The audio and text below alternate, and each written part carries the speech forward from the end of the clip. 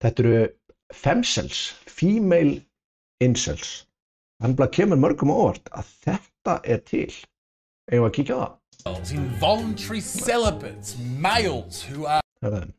We've all heard of incels, involuntary celibates, males who are possibly very dangerous and very ugly. But what about the female version? Femcels. Are they as dangerous? The incels hate women. The femcels hate men.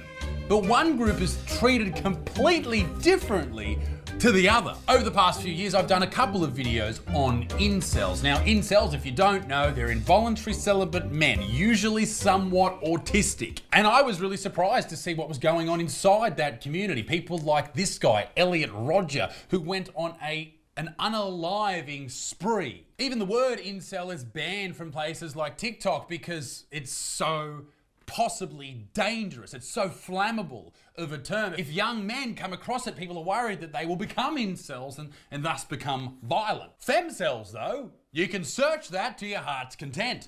And I would argue that that's probably not good. But no one's really done the research on it. Are these female versions of incels who hate men as much as the incels hate women, are they as dangerous? Are they as bad? And should we be worried?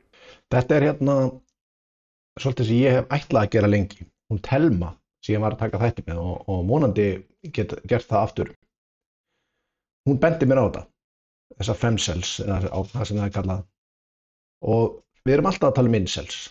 Það eina sem kemst að. En fólk vill ekki vita af því að það annar heimur þarna sem eru konur sem eru nákvæmlega eins og incelarnir.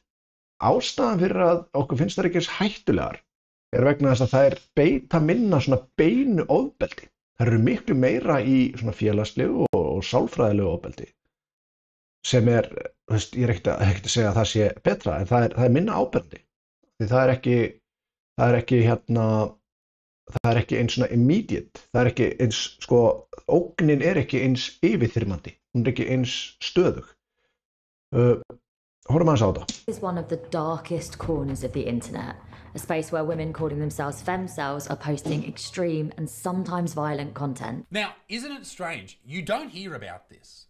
I mean, ever. In fact, when you search it, and you go onto different platforms and you search it, a lot, probably most of the content that comes back, the related content, be that videos, articles, stories, whatever, are people defending femcels, defending these female incels. And if they're not defending them, they suggest that they don't even exist in the first place. They say it's not possible to be a femcel. Or, possibly even worse, they celebrate it as a faction of feminism.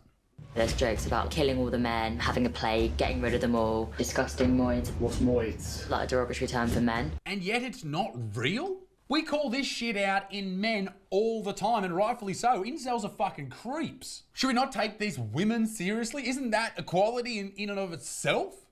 Like, this is just strange. And just because it comes from women, we ignore it or pretend it doesn't exist or celebrate it? That's fucked up. It is inherently...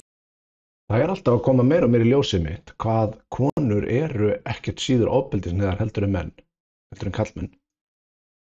Það gera það bara oftast á annan hátt.